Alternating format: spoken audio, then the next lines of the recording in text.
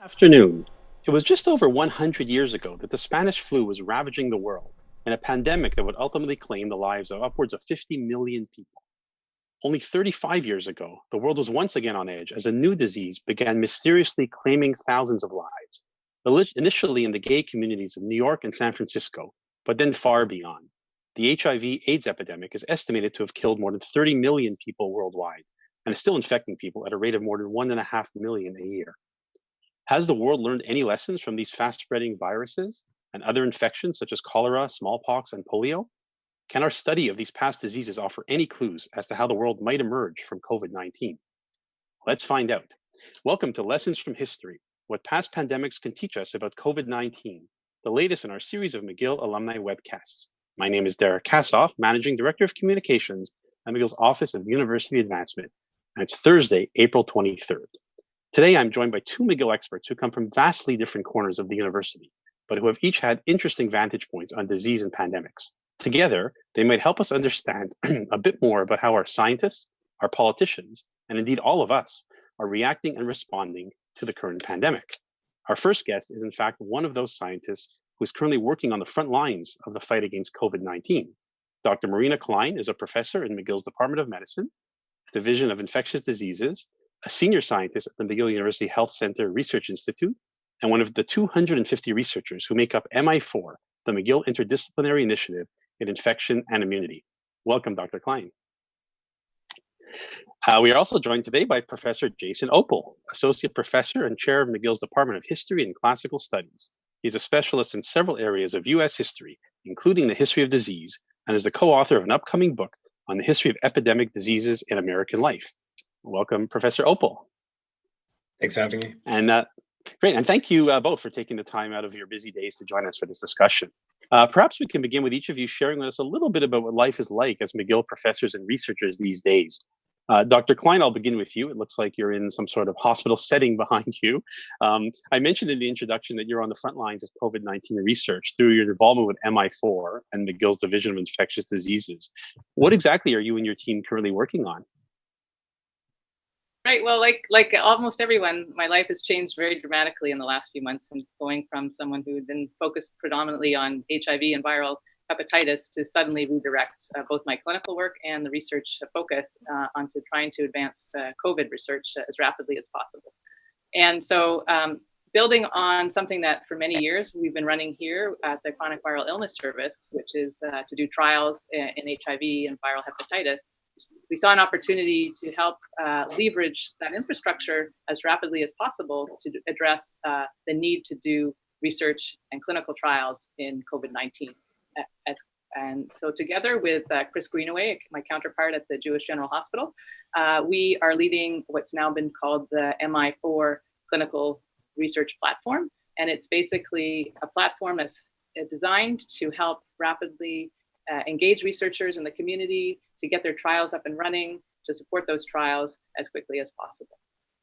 Great. And if you stick around throughout this webcast, our audience members, I will be sharing with you some exciting new ways that you can actually support and fund some of this research, again, at the end of this broadcast today.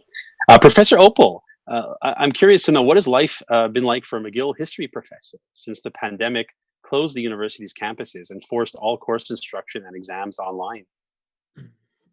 I would say that I always remember, and all history professors and will remember March 13th as the day when the normal things ended. There was a certain kind of crisis sort of thinking and sort of getting everything in distance learning right away. But basically, it's been adapting to a world of social distance and online or distance teaching. And it's been largely about sort of handling issues as department chair for graduate students and undergraduates and my colleagues who are basically just trying to figure out how they can do their job in this new world. But at the risk of sounding too optimistic too early, it's actually gone fairly well. The move to distance learning was it was abrupt and unplanned, but it went fairly well, and I think we're doing well towards planning if we have to do more of this in the fall. Great. And I imagine as a history professor, you're probably doing all of this with one hand on your notebook, thinking there's a book somewhere in here that has to be written. Yes, maybe you can actually go ahead. Sorry. No, I've been working on a book for a couple years now with my father, who's a clinical scientist and infectious disease doctor at Brown University. We've been working on a couple of sort of trying to get a sense of historical expertise or historical sources and ID knowledge about some of the major medical disasters in American history. And so far we were focusing earlier on yellow fever and cholera and smallpox, trying to figure out how that really shaped different parts of early American history. But of course, now we're thinking of changing things and sort of reorienting to basically have the best conversation possible with the past. I find that in general, when you sort of want to sort of draw lessons from history, the best way to go is not so much to look at one event and compare it to the current situation, but rather look at several different points in time and try to get a more three-dimensional look at where you are now. Great. So a history book on what happened 6 weeks ago or something along That's those right. lines. And I'm sure a lot of what you've done in your research will be useful to this conversation today. Dr. Klein, let me just turn it back to you for a minute. What I found so fascinating in learning a bit about your background was that you got your start as a researcher in the very early days of HIV/AIDS, really before any effective treatments had been discovered. Can you tell us a bit about what that was like? And do you see any parallels with what is playing out today with regards to COVID-19? Yeah. So it's exactly true. At the time that actually was a medical resident, medical student here in Montreal at the Royal Victoria Hospital, and every single room, and at that time most rooms were not single rooms. Only people who had very severe illnesses or infectious diseases were put into single rooms. Every single one in the hospital was occupied by a young man who was dying from HIV, and often dying alone, often dying isolated because their families or their partners were not permitted to make medical decisions, were not permitted to be in the room with them, or people were just frankly scared. And healthcare personnel were gowning and gloving. And so there was this also physical distance that was occurring between people even when they were entering the room. And I was very, very touched by that. I think that was one of the things that's really stimulated me to get involved in infectious disease and pursue a career, particularly in HIV. But it was also a time of tremendous excitement and collaboration, people really coming together who cared and who really wanted to make a difference and try to rapidly come up with therapies for these people who are suffering so greatly. And so we saw tremendous changes in the way we worked together, how we did research together, and a lot of the activism that arose in that era in terms of pressuring governments, pressuring the FDA in the United States in particular, to change the way that they were reviewing drugs, how we could repurpose drugs from other illnesses to try to use them in HIV. A lot of those themes are very much acting out right now. And in fact, we're benefiting tremendously from all that work that was done and that groundwork that was laid by people who were fighting in the early days for HIV.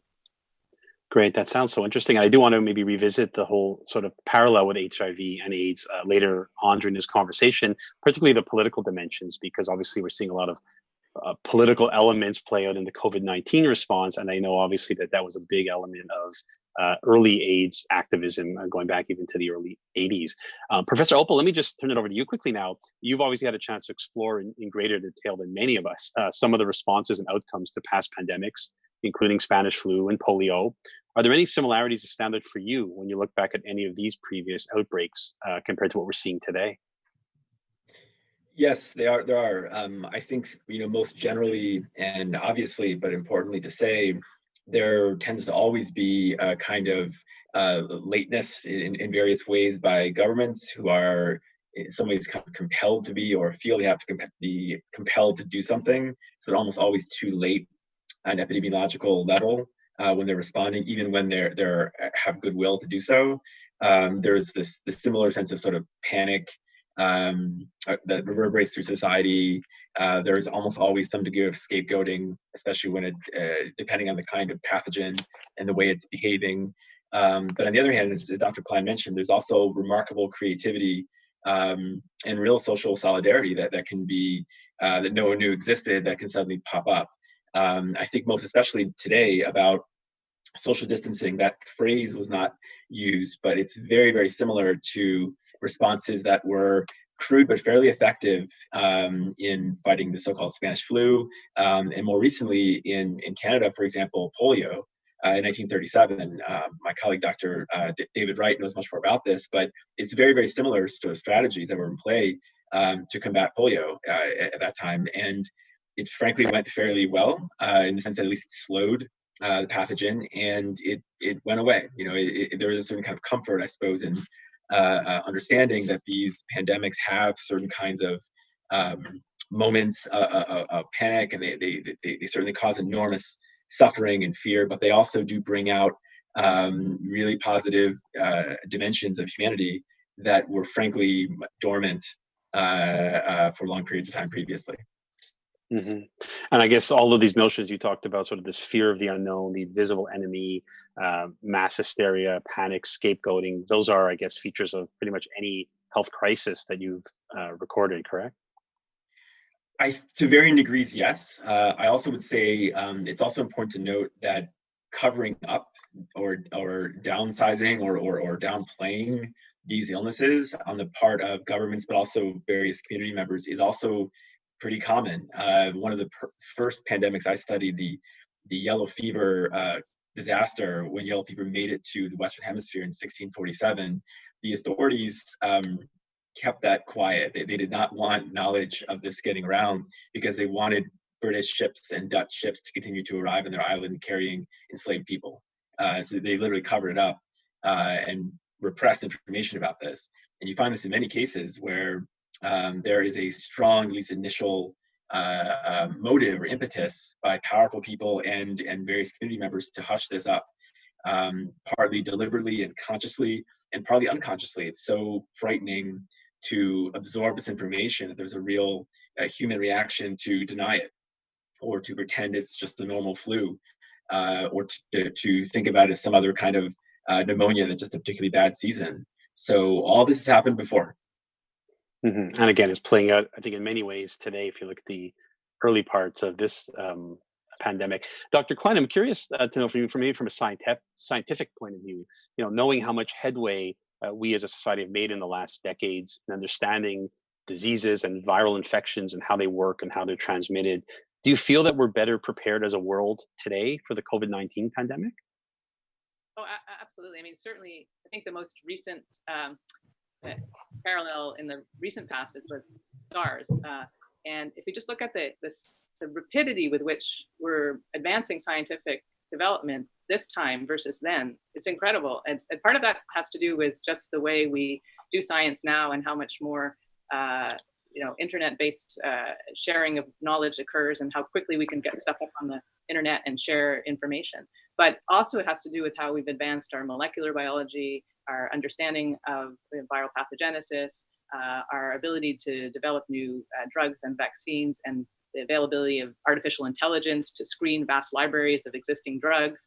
All of this stuff is really coming down right now to play and will help us, I think, find a medical solution to part of this epidemic. I think we'll hear maybe in some of the discussions that we're going to have that it's always only partly a medical solution. We often have the tools at our disposal to control epidemics, such as HIV is a fantastic example of that, where we have very effective antivirals for HIV, and we still have a global epidemic of HIV. And that's because there's always this disconnect in terms of having a tool that is very effective and implementing that tool in the real world and real practice. And then all those other issues that come to play, intellectual property, profits from pharmaceutical agencies, all sorts of things that come, politics and how we just, dispense these drugs throughout the world. So it's only going to be part of the solution, but I think we'll more rapidly arrive at that, at least to have those tools more rapidly now because of the way things are occurring. I just want to say another thing. There's also a downside a little bit to this, and this is we can get so much information, so much overload of information that rapidly gets up in preprints that have not been peer reviewed. And then people are making decisions or pronouncements about the effectiveness of certain therapies, and we can talk about the Donald Trump and the hydroxychloroquine whole issue there, where it can be actually detrimental to advancing a scientific discovery because some of this stuff is really not true. And so we have to, there's a good side and a bad side to all that. Great. And we did actually receive quite a few questions from our alumni. I will save some time to get to quite a few of them. But you mentioned politics, so maybe it's a good opportunity to jump into this whole question of the politics of pandemics, which is actually one of the elements that has fascinated me the most in watching the various ways in which governments around the world have been responding to COVID-19. I mean, I'd like to explore this a little bit more with each of you, and maybe we could start, from a historical perspective with the HIV/AIDS epidemic. I remember when it first emerged, back in the 1980s. From what I recall, it seems that governments were initially very reluctant to invest in any substantial sums of money into any research. And in fact, some like President Ronald Reagan, I believe, even refused to utter the words HIV and AIDS for many years. Dr. Klein, maybe I'll start with you again. I mean, you obviously were working on the foreground of this. Was that a big impact? How did that sort of attitude coming from governments and leaders impact the way the science spooled out? Yeah, I mean, I think we're learning that again now. Times when there's crises, health crises and epidemics, leadership becomes extraordinarily important. And leadership has to be clear, and it has to be, in these cases, science-based, public health-based. And if it isn't, then we get into issues where things will not be handled correctly. With HIV and AIDS, it was probably a little bit of a different issue going on. There's a lot of homophobia, a lot of stigmatization of the populations, such as people who use drugs. So there was this them and us issue that was going on. We saw that a little bit early on, I think, in COVID-19 with, it being a Chinese disease, and there was already some stigmatization of Chinatowns around the world and people reporting issues there. And so this us and them mentality is always counterproductive when what we need to be doing is having a social response that looks at society's best interests, and leadership has to be there. So the politics become very important, and in definitely many instances in HIV where you had AIDS denialism in South Africa, for example, with Thabo Mbeki, who flat outright denied that HIV caused AIDS, and that led to millions of deaths. So when you don't have engagement from political leaders, you will have disastrous consequences. Great. So Professor Opal, you actually referenced this earlier in some of your remarks, but can you maybe share with us some other examples of where government leaders have sort of refused to acknowledge the severity of an emerging disease or infection and the impact that has had? I believe in an earlier conversation you and I had, you talked about this being one of the, characteristics of even the 1918 Spanish flu in the US, if I believe, correct? Yes, and just to sort of take off from what Dr. Klein was mentioning, it's profoundly important to note that there are some pandemics and some pathogens, I think, that induce more, conduce more to scapegoating and us versus them, and even a kind of, well, it's really only the bad people or a certain kind of not real, enter the word real American or real whatever, it gets this. And this certainly was the case at least early and even sometimes ongoing in HIV/AIDS. You see it even though in the past in things like cholera. Cholera in the 1830s in North America, because in part of the leadership in the United States and to some extent in British North America as well, associated this with urban slums and the people there being immigrants and not sort of really into society, or to indigenous peoples who were being at that moment deported, which is clearly linked to why they were getting cholera, because they were drinking contaminated water sources. So some pathogens really seem to induce that more than others, and it is catastrophic. It's leaving aside the morality of such thinking, it is disastrous medically to think about it in terms of this can be sort of quarantined ethically or quarantined politically, any more than it can be quarantined physically. In terms of denialism, just some classic examples. In 1918, one of the worst hit areas in the United States was Philadelphia. And the reason was because of political pressure. I won't put all the blame on him. The mayor went ahead with a major parade to celebrate the war effort. And even though he knew there was a real risk of the new wave of infections, there's been really good research on this, that parade infected tens of thousands of people and led to one of the most disastrous sort of clusters of cases in the United States. But again, to just sort of say something optimistic, but Philadelphia learned from that. And in the early part of this crisis, the Philadelphia hospitals, where the memory of the disaster of 1918 lives on, they responded better to COVID. They were more prepared in terms of separate facilities to concentrate research on COVID and to sort of figure out testing. They perform better. They can only do so much, so only within a certain context, but they learn from that disastrous history. Mm-hmm. So if we fast forward to sort of what we're seeing today, and you've obviously made a few references, both of you, to that, maybe we could talk a little bit more about sort of this notion of the politics really sort of leading government responses. And we're seeing it play out very differently on different sides of the borders in North America and elsewhere in Europe. But maybe we could talk about this notion of, saving lives at the expense of the economy versus saving the economy at the expense of lives. So with that as a backdrop, I'm wondering if each of you could maybe weigh in on sort of how you see the government responses so far playing out so differently in different parts of the world. You want to Go ahead, Dr. Klein. Yeah, I mean, no, it's stark. It's stark. Actually, one of the things that came out early on and is if you look at the countries that are actually having the most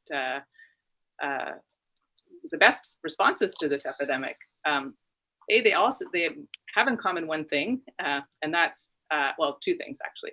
Either they've had experience with these epidemics more recently, so some of the Asian countries, in particular Taiwan, South Korea, Singapore, Hong Kong, remember SARS very acutely, and they learned a lot from it, and they were much more prepared.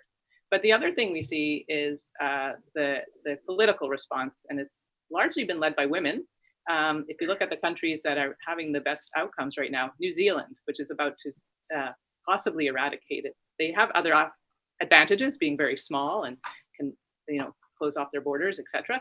But they had a very direct response, and probably the most drastic shutdown of their economy.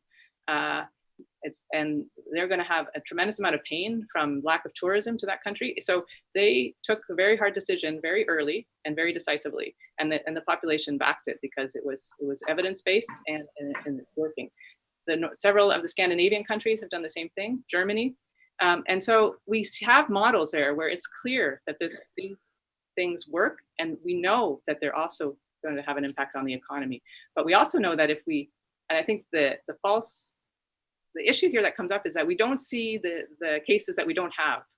So the fact that this works, it's hard to convince the population that this was worth the pain because everything seems fine out there. They're not seeing a lot of cases. They don't see the devastation. But had we not done these things, that counterfactual, what have we not done these things, we would see what happened in New York City. We would see what happened in Italy and in France. And so I think we need to keep reminding people about that. And the other thing is that if we don't do this right, and we don't, there'll be more harm to the economy, in my view, if we open things up too quickly and have another wave come and another wave come and have to keep opening and closing businesses. But these are difficult decisions for politicians to make because they have a short-term view of the next election cycle, and this is probably particularly true in our neighbor to the south. So I don't know. I'm sure Jason has other. No, I think it's extremely important that you note this. The personalities matter profoundly. In some ways, they supersede ideology in moments of crisis, or they can at least modify it. So it matters less if you're a Christian Democrat or from a Labor Party. It matters more if you believe very deeply that governments exist to oversee society, and that their basic and most profound duty is to oversee, do the best they can for the health and welfare of their other people. If you believe that at some basic level, really don't ask more than that, you can have a competent and compassionate response. I think the fact that so many women leaders is absolutely crucial. It actually is not an accident. There's a certain kind of compassionate pragmatism towards politics and aversion to some sorts of ideologies that are characteristic of many women leaders in the world. I'll just mention two things about the argument about do we save lives, do we save the economy.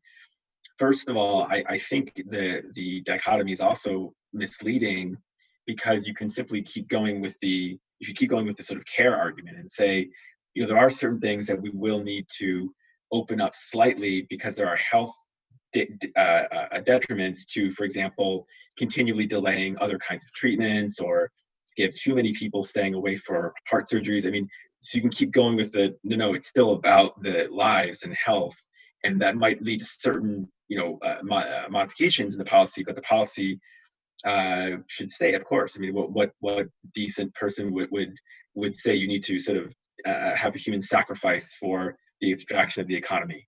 And the second thing we realize and should remember, that the economy, of course, is not abstract, and that there are, in fact, millions of people, in my home country now, about 26 million people who are out of the job. And here is where the other side of this becomes critical, and that is how robust your society is, how adaptable it is to absorb shocks, and how willing it is to keep people on a basic level of well-being during moments of crisis. And it's very painful for me to say this, but there is a great deal of evidence that most American citizens, and this is besides the point about how the economy, otherwise measured, is doing, live closer to the edge than do most other citizens in wealthy, developed countries. They live 2 to 3 months away from bankruptcy, 2 to 3 months of paycheck. And because of the weakness of the safety net, if we call that, the deliberate weakness of that social safety net, this is going to be very painful. And I'll just, as one example, the state of Florida, which was very, very late in imposing social distancing, even though some mayors were not in Florida, their unemployment insurance system is designed to be virtually inaccessible. It's deliberately dysfunctional. And so it's very hard to think about someone in Florida who might have lost their job and therefore their employer-based health insurance. So you're unemployed and without health insurance during a pandemic. And that points to deeper problems, a deeper malaise or more comorbidity in the United States. That's very interesting. And even this morning, came across a very interesting observation. It was in an article in the New York Times. It was actually a European, I believe Germany, who was commenting. He said that the United States, in his opinion, has spent the last 2 decades preparing for another 9/11, but then a virus came. And maybe let's stick with the U.S. piece for a minute. And maybe it's a good moment now to actually turn to some questions we got from some of our alumni. I'll start with one that we received from Randy Weitzner, who describes herself as a dual U.S.-Canadian citizen. I'll give you a heads up, Professor Opal, it's coming to you, this one. So she says, I have a particular interest in how this pandemic is being managed, or more accurately, mismanaged, her words, by the current occupant in the U.S. White House. I will admit to having more feelings about the nature of the Trump administration's blundering response to COVID-19 than I do facts about their actions. And so I would be interested in Professor Opal's more academic and historical view of how this and previous diseases have impacted the American political, economic, and social landscape. It's an excellent question. I'll say that there have been times in the past a number of occasions where major epidemic diseases, smallpox and polio come most to mind, that induced real constructive changes in American governance and society. The US actually was the leader for a brief period in the early 19th century with its own smallpox institute, inoculation or a vaccination institute. That was a brief period. It was later shut down. The US was very much in the lead of polio research, which came straight from the top down because the president, FDR, was a rare adult victim of polio. 100 million Americans donated to what is now still called the March of Dimes, which helped the development of Jonas Salk's vaccine in 1955. So there have been many times where leadership has rallied to the cause and effected really powerful changes. In terms of the current situation, I think that it is fair to say that Mr. Trump is uniquely ill-suited for this kind of situation. I'm just saying that as an objective viewpoint, in the sense that his instincts are exactly at odds with public health measures, both in terms of how he understands how government should operate, and also about the personality involved.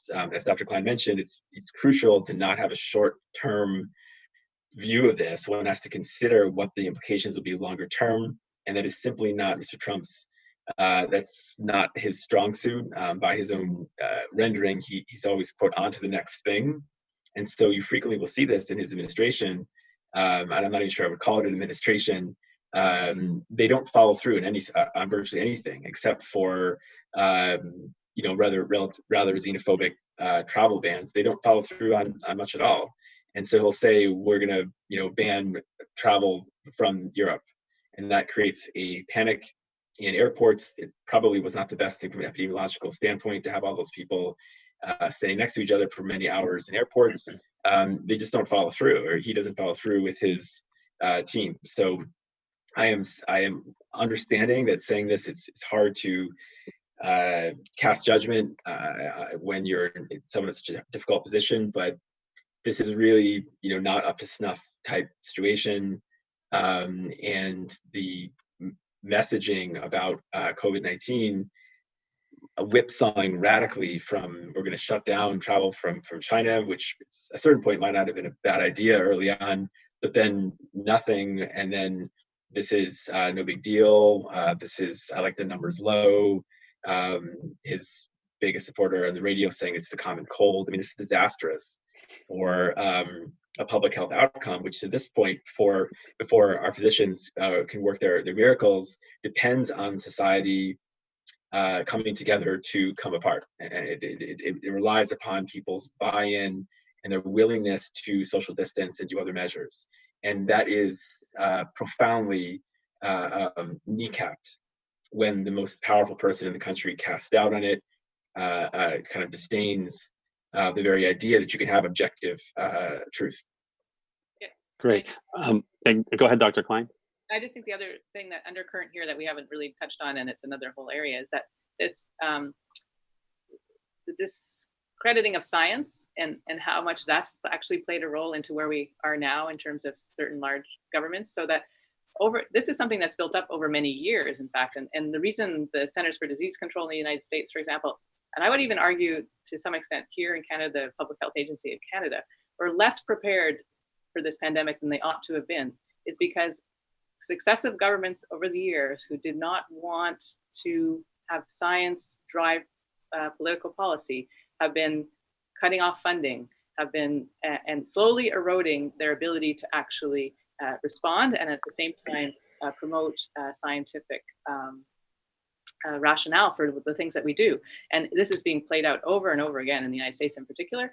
And this kind of weird dance that's going on between Anthony Fauci and Donald Trump, where Anthony Fauci, who to his credit has been in his position through many successive presidents of the United States, many of whom have had difficulties with science, has managed, but I don't know what's going to happen in the next little while. But without that kind of a voice, we would be in even a worse position right now than we are. Great. So I do want to come back to that point in a minute, Dr. Klein, about the role of the interplay of science and politics, and particularly what's happening here in Canada. But if you'll allow me maybe one final question on U.S. politics for you, Professor Opal, and feel free to give a one-word answer if you'd like. I guess my question is, when voters in the U.S. go to the polls in November, is this simply going to be a yes/no referendum on President Trump's handling of the pandemic? Yes, it will. I just can't see any other. This has overwhelmed everything. And I'll just make one other comment, which is that the actual process of voting itself is making me very nervous right now. And I'll just say that there does exist a perfectly doable, if one gets on it and really thinks about it, way to do large-scale distance voting. It's been done from the U.S. military since the Civil War. It would require a real effort, but it's doable in that way. But I cannot imagine another time in American history, certainly not recent American history, when faith in the basics of the mechanisms of democracy has been more frayed and more threadbare. And it's very difficult to ask people or to ask the society to trust even the most basic institutions to make sure that the election in November goes off in a relatively fair way. Okay, great. Dr. Klein, turning back to you, I'm curious again from the perspective of a scientist, how helpful or harmful is the public's either support or nonchalance to science and to your work? And can you describe for us what the landscape is currently like here in Canada in terms of the government and the public's support, perhaps, for scientific work? Yeah, no, I think it's crucial. I think it's crucial that we have both the public's support, interest, and buy-in. And because at the end of the day, governments make decisions based on what they perceive to be the the population's desires. And so they can have a tremendous role in advocating for resources to be put towards research in general. In this case, I think everyone is very concerned about COVID-19 across the board. Everyone feels it at some level, whether or not they've been infected or had a loved one infected, or that they're quarantined at home or isolated at home. And everyone understands that they would like this over as quickly as possible, and they would feel that developing a vaccine or treatment would be crucial to doing that. And so I haven't seen any lack of support. In fact, it's the opposite. I've seen a tremendous amount of support, people volunteering to try to help, people who are infected volunteering to be participants in research studies.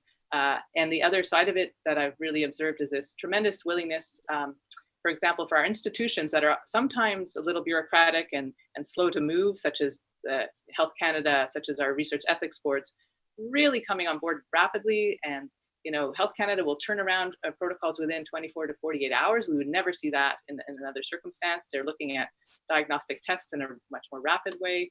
Our research ethics board has been phenomenal, in reviewing protocols on weekends and in assembling people to do things. So there's really this coalescence of activities around research. Like clinical trial usually takes a year or more to get up in its design, another 6 months to implement in terms of the logistics, and then another couple of years to carry out. And on that time scale, that means we wouldn't have a treatment or a vaccine for 2, 3, 4 years. But what's happening now is all of that has been accelerated to the point where we actually can foresee rapid developments within 6 months, 1 year, 18 months, depending on the type of intervention we're talking about. And we've been able to leverage that because those infrastructures exist already, and they've been called to work. And so it's been really tremendous. Right. I guess now the big question is, once we get by this pandemic and emerge, from the other side of this, is that going to be the new way of doing things, or are we going to go back to this heavy bureaucracy? Yeah, the other side of this whole story is that that's happening for COVID-19 research, but all other research in all medical fields has been ramped down to almost zero. And we're creating a huge deficit in spending to try to support this is in Canada, but worldwide, to support our economy. Rightly so, it's not the wrong thing to do. But we can remember what happened to the research funding in this country when we were in periods of austerity in the past, which we will ultimately enter into, I assume, as we go forward in time, of what's going to be left after the pandemic. So there's going to be a downstream impact on research that may be negative for a lot of other reasons. So it'll be really great. So we have about 20 minutes left, and like I said, we did get quite a few questions from alumni. So let me get to a few of them, and we can sort of, get through them fairly quickly if you'd like. The first one comes to us via Instagram from Jamal Boumena.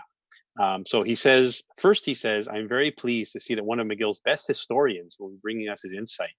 He's a former student who got an A, I'm not sure. Could you please ask Professor Opal about the effect pandemics and their ensuing societal responses have had on the curtailing of individual and civil liberties across history? So here I would say that especially in the United States, that the pandemics, the medical emergencies that have occurred and hit the United States and wreaked all kinds of havoc, and exposed all kinds of weaknesses, and exposed all sorts of sort of flaws and prejudices in society. For all that misery and bad news, I wouldn't say that a curtailment of or a permanent sort of loss of constitutional liberties or personal liberties is one of them. And I say this because when there have been quarantines, which date to 1648, when people realized that there was a terrible disease coming out of Barbados, yellow fever, through the 20th century, and with polio and the Spanish flu, the efforts of quarantine, or social distancing as we would now call it, in the 20th century ended. And it did not induce or create a permanent or push kind of police state reality into the United States. That's just not, this is not borne out, I think, by historical records. So in that way, I think that is something, it's something to be concerned about at some level, but it's not something that has been historically a particularly big problem. And I'll just, if I could, just sort of moving off of what Dr. Klein was mentioning about, in Canada, institutions sort of coalescing. I think it's interesting to note that in this context so far, at least, in terms of the countries that have responded relatively well to COVID, it's not so much a question of political structure as it is of political culture. So it's not like, I mean, Canada and Germany, just like the United States, have a quite decentralized system with provinces or federal provinces in Germany, just like in the United States. But their political culture is not as, it's not as divided, and they're not as at odds about whether society should exist or not, whether government should oversee society. And so they can basically act in a more coalescent way. In the United States, that's just not, in the contemporary United States, there's not just a debate about whether, what kind of society to have, but whether you should have a society. And that is why I think we've had such problems in the United States dealing with this particular issue. Great. So let me get to a few more. Like I said earlier, we got a lot of questions specifically about the Spanish flu. Perhaps a lot of our alumni are using that as a reference when comparing it to COVID-19 today. John Forsey wrote in. He says he remembers speaking with his aunt, then in her 90s, who lived through the flu pandemic as an 8-year-old, and recalled quarantine notices on houses, but never mentioned anything about physical distancing. Would you know if physical distancing measures were adopted in Canada or elsewhere during the Spanish flu pandemic? They were, yes. So both in terms of quarantining certain people, but also of actually enforcing distance, which is called sanitary rather than social distancing, in all throughout North America. And there's been really good studies recently, I think by the Lancet in one other journal, that basically use data from 43 different municipalities in the United States and found that social distancing, as we would now call it, worked, or it slowed what otherwise would have been a more disastrous spread of the disease. So yes, these measures have been used in the past, and as I say, they go away. They end, or they, hopefully in this case, they slowly or gradually end. But they are not actually as new as it perhaps might feel right now. Mm-hmm. So a couple more questions on Spanish flu, if you don't mind. This one's from Ken Krakowski. So he said he's been looking through online at a number of old Montreal gazettes from October and November of 1918, when the Spanish flu hit the city, and was amazed at how quickly Montreal returned to relative normalcy only weeks after the peak of the outbreak. Churches and schools were back in business by mid-November, he says. And he was wondering if you had any comments or insights as to the different responses then and now.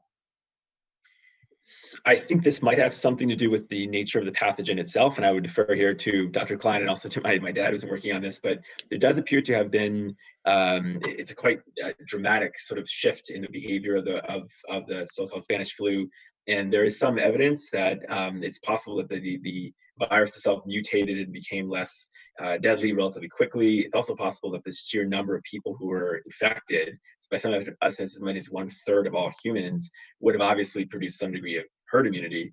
But in any case, in the US as well, there was a quite dramatic drop-off after the devastating second wave.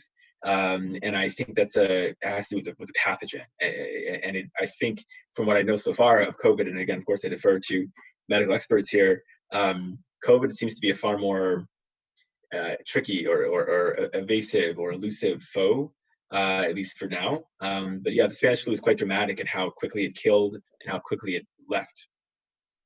Yeah, I think it does have a lot to do with the pathogen. And influenza is a human virus. Some of these new ones that come in are actually introduced through animal sources, but we're constantly exposed to influenza viruses throughout history, and so we all have varying degrees of immunity to influenza viruses, and that really is probably the key to the whole story of the Spanish flu, in fact. But there were 2 waves of Spanish flu. The earlier wave was actually not so deadly, so there was already a group of people who'd been exposed and were likely immune. That second wave really hit hard, and I think so many people who were very susceptible, at least to the poor outcomes, unfortunately would have died at that time. And so you not only have herd immunity, but you also remove the biggest group of susceptibles from your population, which is something that happens in major epidemics with a lot of mortality. And then finally, the flu virus mutates at a frequency that is very, it just recombines all the time. So it can lose its pathogenicity over time, or the partial immunity that exists will help protect against future infections with it.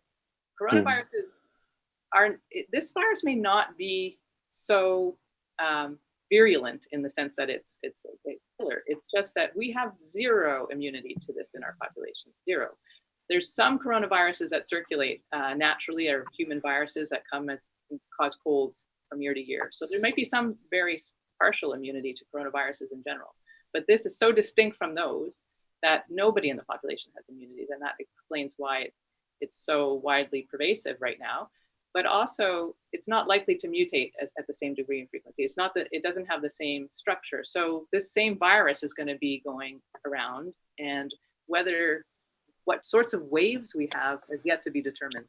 I believe that the waves are most likely going to be caused by relaxing and opening up of social distancing measures, rather than these temporal, waves that we see with spring and fall. I mean, very hot countries right now have this virus circulating and it's causing illness. So we don't really know yet, but I think that these are different viruses. Great. So here's one final question on the Spanish flu, and I'll direct, I guess, this one to you, Jason, Professor Opal, sorry, because it is, I guess, more of a historical piece. So this comes from Eric Bender. So he says that both of his parents lived through the Spanish flu as young children, as did his grandparents and other members of his family. Yet, as terrible a toll as it exacted, he doesn't ever hear, he never heard it mentioned once growing up in the 50s. Moreover, he says, I don't recall any books, fact or fiction, that dwelled on this awful pandemic. And he contrasts that to the myriad of novels and films which had the overlapping Great War, or World War I, as it came to be known, as their central theme. Somehow, it's as if the Spanish flu was a completely forgotten event in our history. What do you think contributed to the collective amnesia regarding the Spanish flu? That's a terrific question. I will say, I guess there's two things that come to mind. The first is that the sheer trauma, societal worldwide trauma of the Great War, the First World War, definitely had the effect of sort of absorbing all the historical or the political will to remember things from that period. And if you think into the nature of the way that memories operate, of course, individually, but they also operate collectively, which is to say they operate politically. And if we think of it that way, who had a motive for remembering the Great War in the 1920s or 30s? Everyone did, from governments on down in very different ways. People wanted to draw on the memory of their suffering in the war to argue for more robust health systems. In Germany, Adolf Hitler wanted to draw from a twisted version of the war to argue for a new, radically evil form of politics. Everyone had a motive to remember the war. Who had a motive for remembering the flu pandemic?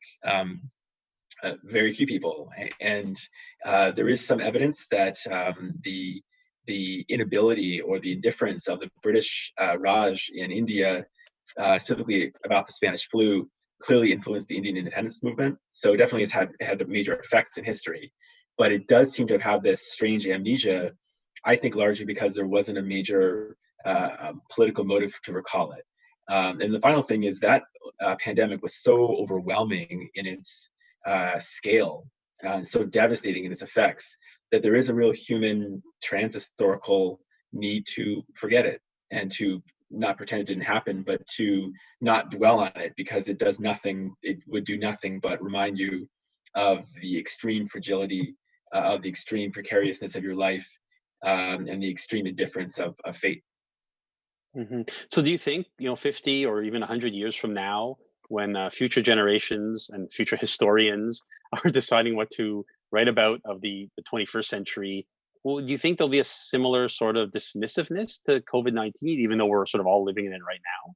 Oh, I don't think so. I think that this is such a singular event. It doesn't have it's not on the backs of, thank God, a global war or anything like that. I think this will be remembered as a turning point in good and bad ways for humanity. Mm-hmm.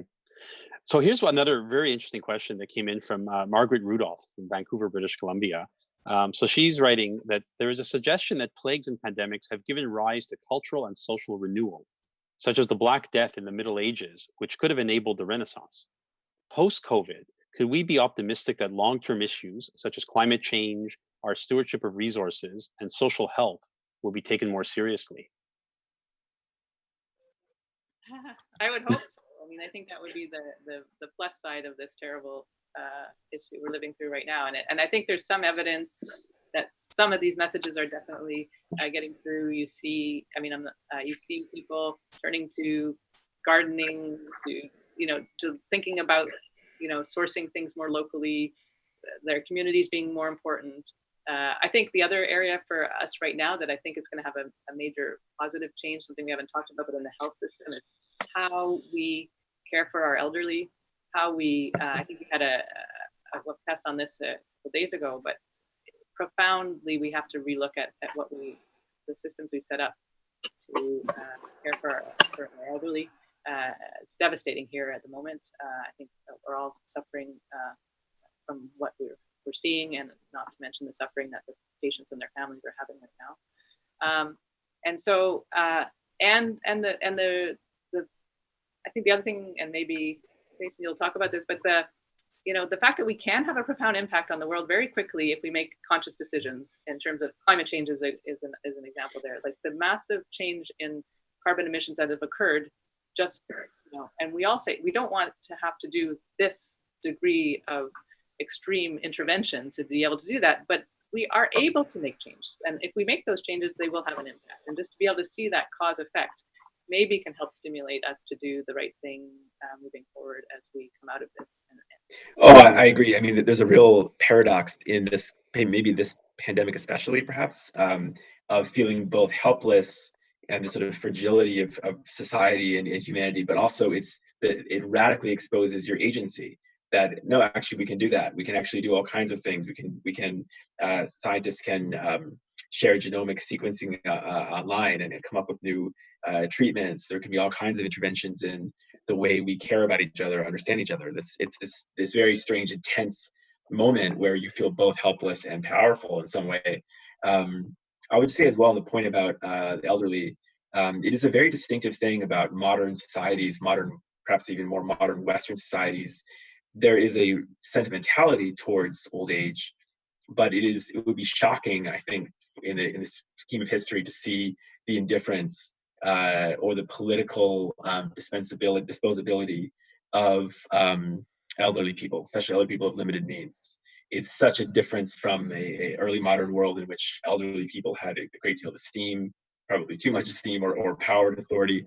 But the nature of now, where there's a sort of cult of this kind of continual drive to look for potential and talent and the energies within youth, which is all wonderful and everything, but older people simply do not fit into that category of the modern or postmodern psyche, and are therefore left, frankly, as we've seen quite horribly here in Montreal, left aside.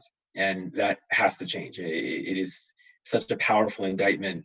I have relatively positive things to say about. I think that Canada and Quebec, could have responded a lot worse to this. I think Canada's come off fairly well so far, at least. But the huge exception or qualifier that has to be the long-term care facilities. Mm-hmm. Great, very well said. So as we near the end of our conversation, I'm curious to know how each of you thinks this crisis will progress in the coming months and how it might end. I mean, everyone's asking, when does this end? How does it end? What does it look like after it ends? Maybe I'll start with you again, Professor Opal.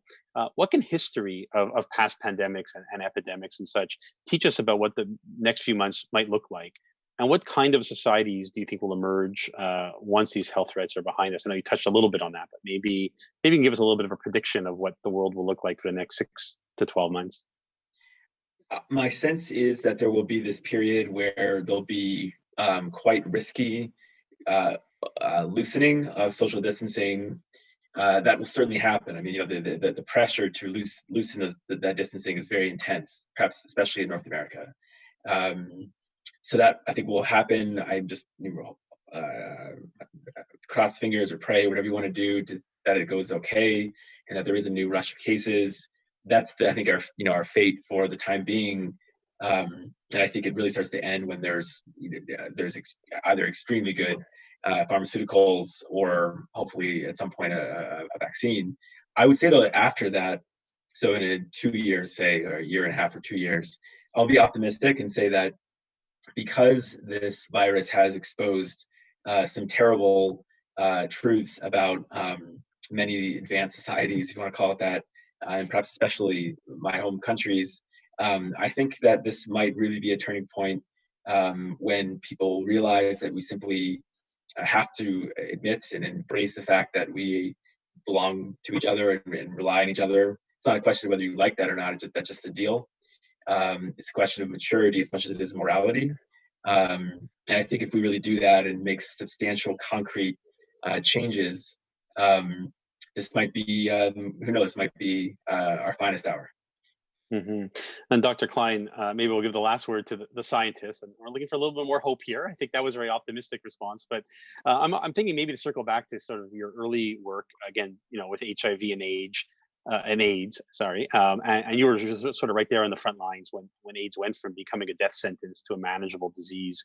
What can science teach us about what the way forward might look like for COVID-19?